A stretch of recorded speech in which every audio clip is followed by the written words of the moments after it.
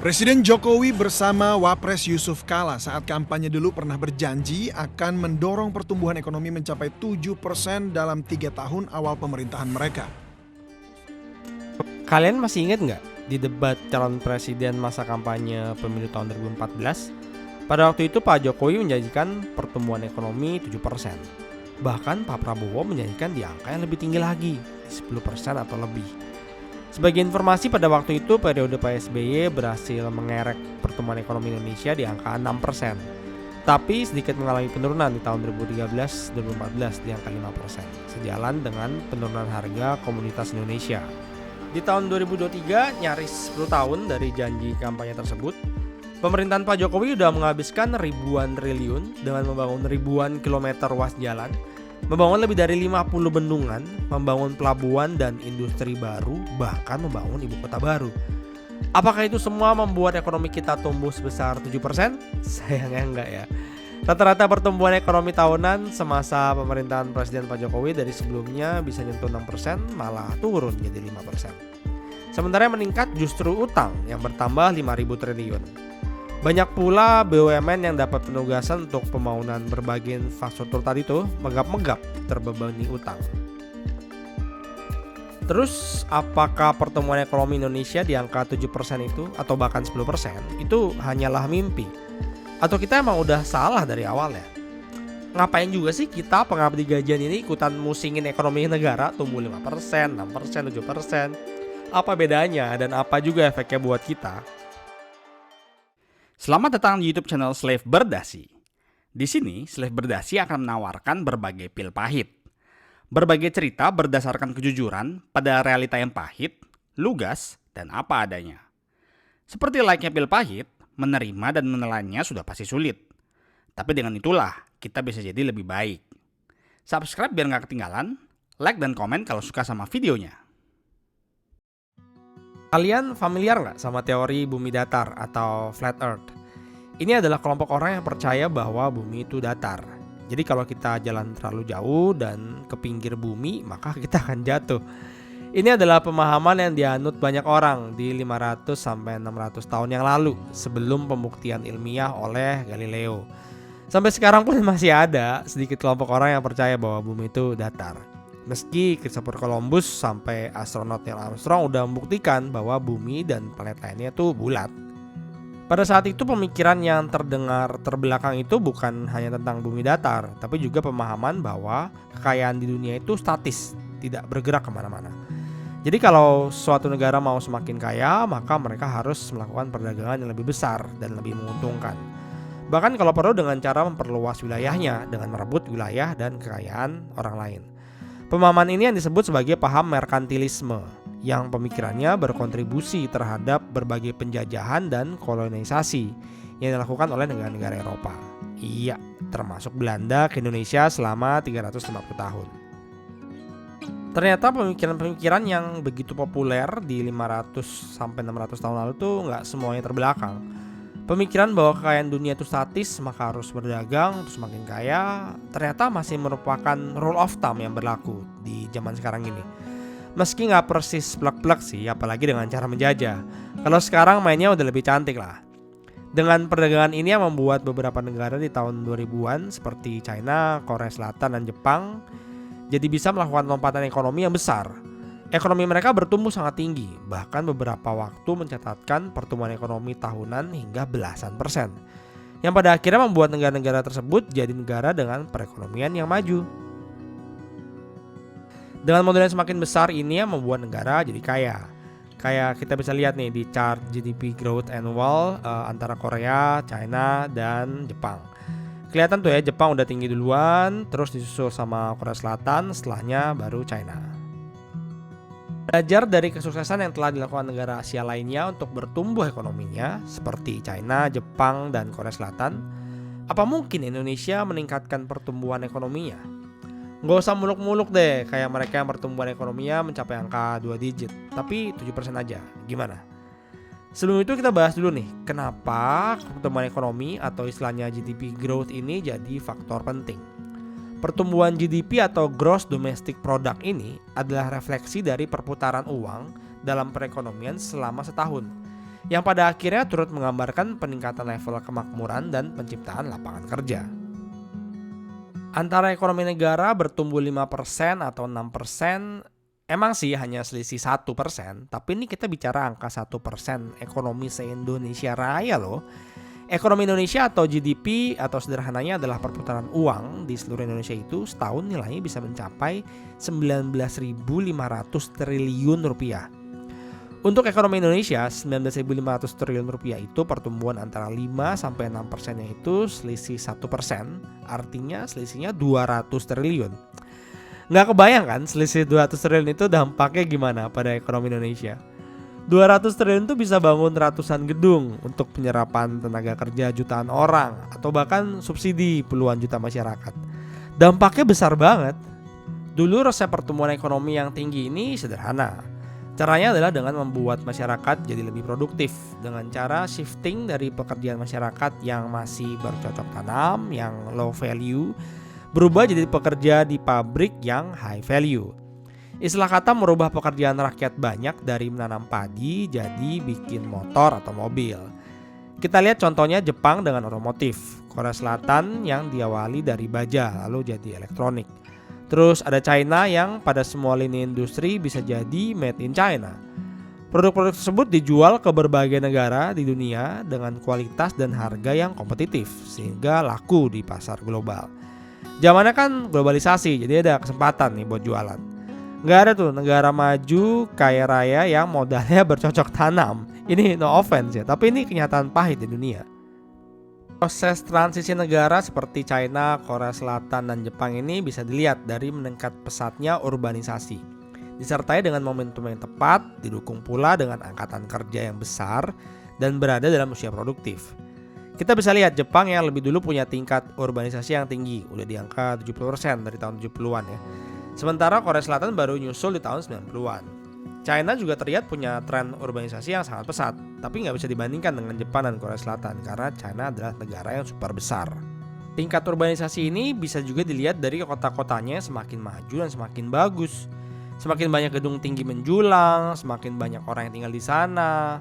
Pusat kota yang nggak cuma cantik di mata tapi juga canggih dan punya transportasi yang bagus. Yang bikin banyak orang makin betah tinggal di sana. Ada Seoul, Tokyo, Kyoto, Shanghai, dan lain sebagainya. Konsep transisi ekonomi ini jadi rumus mujarab yang membawa ekonomi China, Korea Selatan, dan Jepang bisa bertumbuh double digit selama bertahun-tahun. Urbanisasi sebagai implikasi shifting pekerjaan dari low productive job ke high productive job. Pembangunan pabrik-pabrik baru untuk masyarakat yang melakukan perubahan ke pekerjaan yang lebih high value ini bisa dilihat dari GFCF atau Gross Fixed Capital Formation, atau bisa juga disebut dengan pembentukan modal tetap bruto, disingkat PMTB. Ini merupakan salah satu komponen dalam ekonomi. Besarnya kontribusi GFCF terhadap perekonomian dan tingkat pertumbuhannya sering dikatakan merupakan salah satu faktor utama untuk perekonomian dapat tumbuh tinggi secara sustainable. Oke. Sebelum gue bikin bingung dengan istilah ekonomi yang asing, gue kasih analogi aja deh. Misalnya nih ya, lo ada duit 20 juta. Duit itu lo punya dua pilihan. Bisa buat beli iPhone baru atau bisa pakai buat ikut kursus bikin kue buat nanti jualan. Dua-duanya dihitung sebagai aktivitas ekonomi 20 juta. Tapi bedanya yang beli HP tergolong konsumsi, yang ikut kursus tergolong investasi. Coba kira-kira aktivitas ekonomi mana yang membawa dampak ekonomi berkelanjutan selama bertahun-tahun ke depan? Cukup jelas ya, ikut kursus bikin kue ya. Karena nanti bisa bikin kue sendiri terus jualan setiap waktu.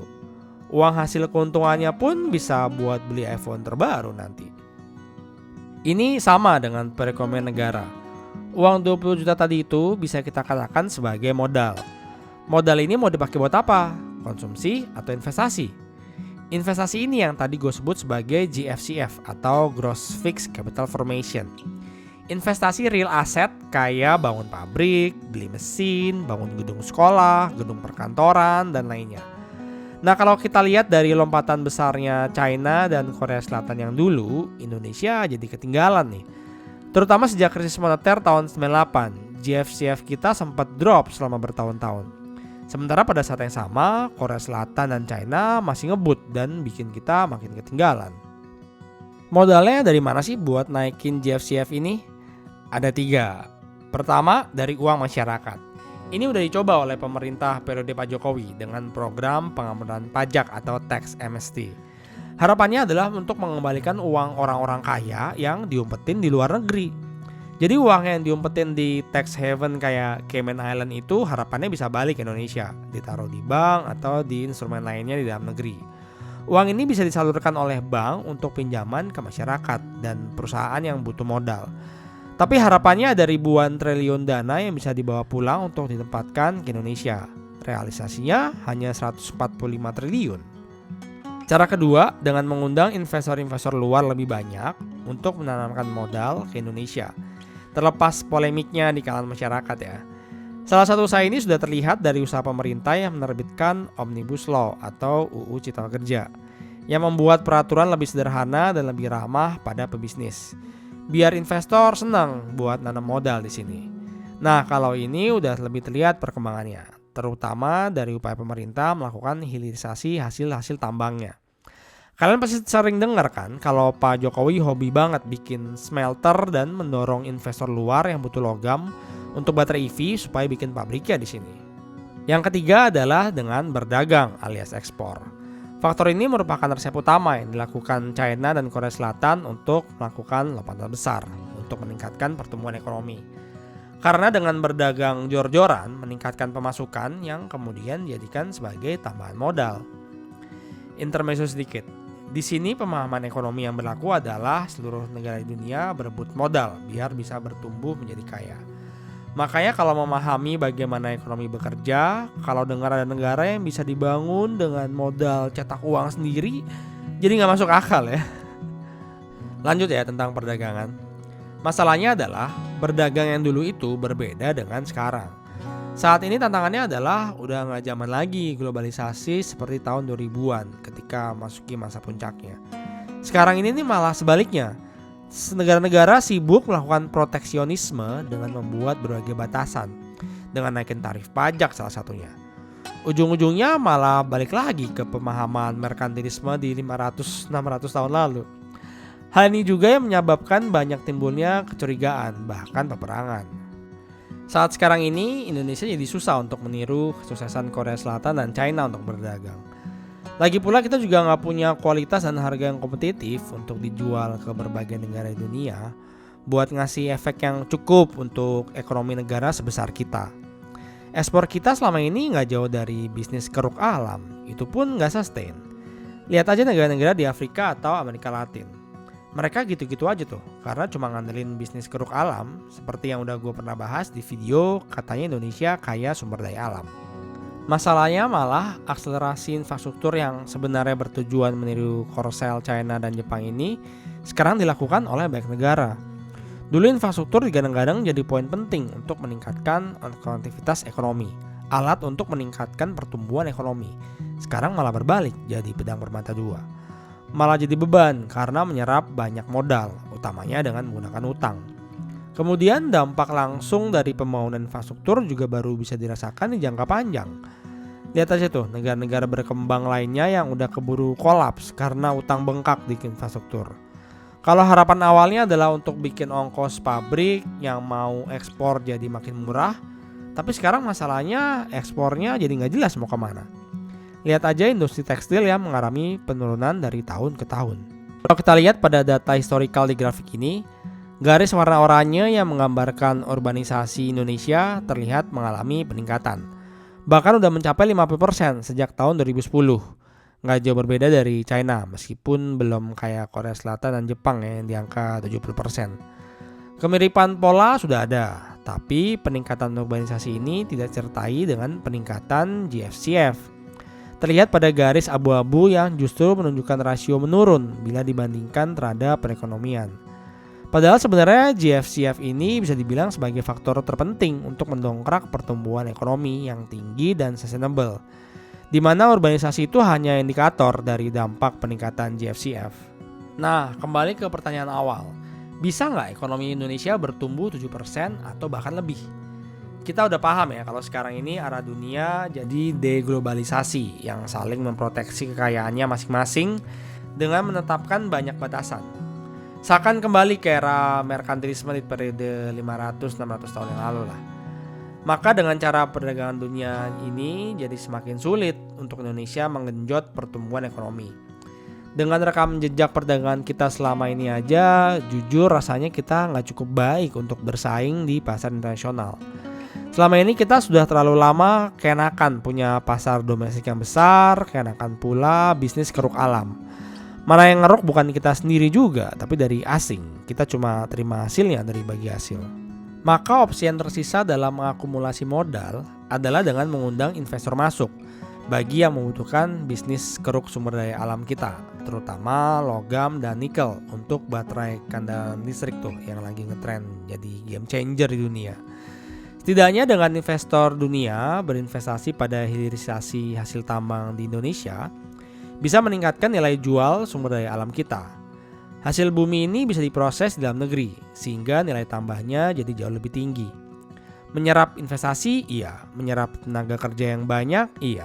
Ada transfer knowledge pula, jadi makin banyak tenaga kerja domestik yang paham tentang aktivitas hilirisasi. Syukur-syukur nanti bisa mencetak banyak tenaga ahli yang bikin Indonesia punya baterai EV sebagai produk lokal yang diminati pasar dunia.